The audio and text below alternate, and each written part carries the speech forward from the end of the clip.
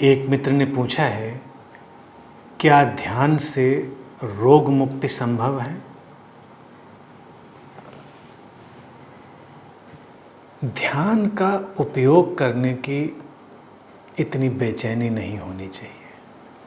हम हर चीज़ की यूटिलिटी बनाना चाहते हैं, उपयोगिता, जैसे कि ध्यान से क्या फ़ायदे होंगे, ध्यान के क्या फ़ायदे। तमाम धार्मिक संस्थाएं उनके फ़ायदे बताती हैं, तमाम गुरुओं को ध्यान के फ़ायदे बताने पड़ते हैं और लोग सुनना चाहते हैं, लोग उससे प्रभावित होते हैं, उनको लगता ठीक है तब मुझे ध्यान में जाना चाहिए। लेकिन अगर तुमको ये पता चले कि नहीं ध्यान से कोई फ़ायदा नहीं है, तो फिर ध्यान में हम क्यों जाएं? अब फ़ायदा और नुकसान एक बड़ी ही रिलेटिव टर्मिनोलॉजी है, सापेक्ष व्यवस्था है।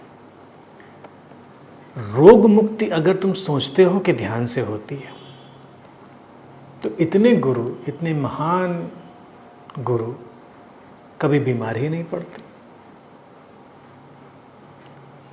अगर तुम खोजने जाओगे तो इतने महान गुरुओं को इतने शारीरिक कष्ट रहे, बीमारियां रहीं, तो ध्यान पर तो उनके कोई संशय नहीं हो सकता। कहने का मेरा ये आशय बिल्कुल भी नहीं है कि बीमारी आती है,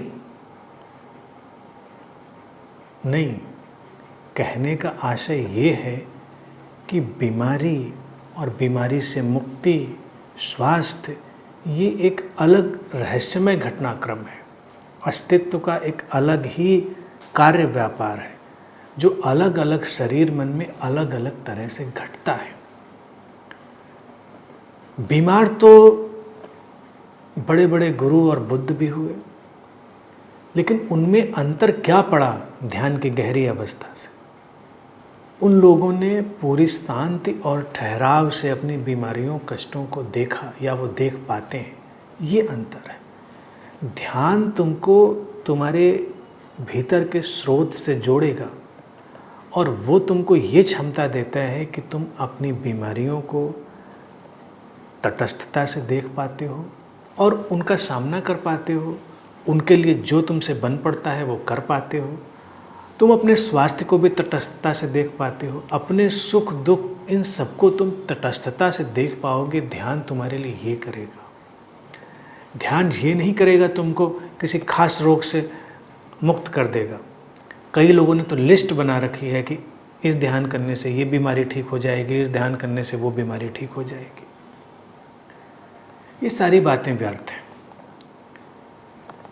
ध्यान से जब तुम्हारे शरीर मन में एक लयबद्धता होती है, एक हार्मनी पैदा होती है, तो तुम्हारी तमाम तरह की जो साइकोसोमेटिक डिजीजेज हैं, मनोशारीरिक बीमारियां हैं, वो खत्म हो सकती हैं।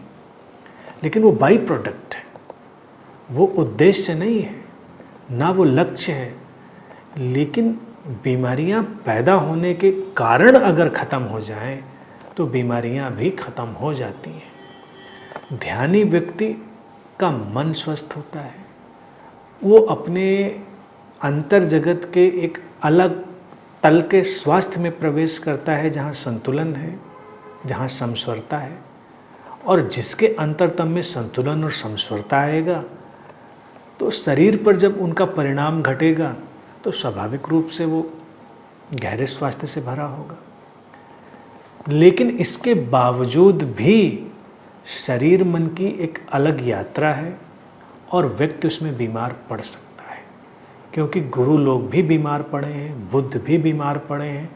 तो ये ना सोचें कि रोग आएगा ही नहीं अगर तुम ध्यानी हो जाओगे। तो अपने ध्यान में जाओ, रोग मुक्त की आकांक्षा मत करो, अपने अंतरतम को ज़्यादा समस्वरित, हार्मोनाइज्ड होने दो। अपने अंतरतम में बहती हुई शांति को ज़्यादा से ज़्यादा अनुभव करो। और अगर तुम्हारे जीवन में शांति और समस्वरता उतर आएगी, तो फिर जितने तल पर तुम्हारे भीतर स्वास्थ्य उतर सकता है वो उतरेगा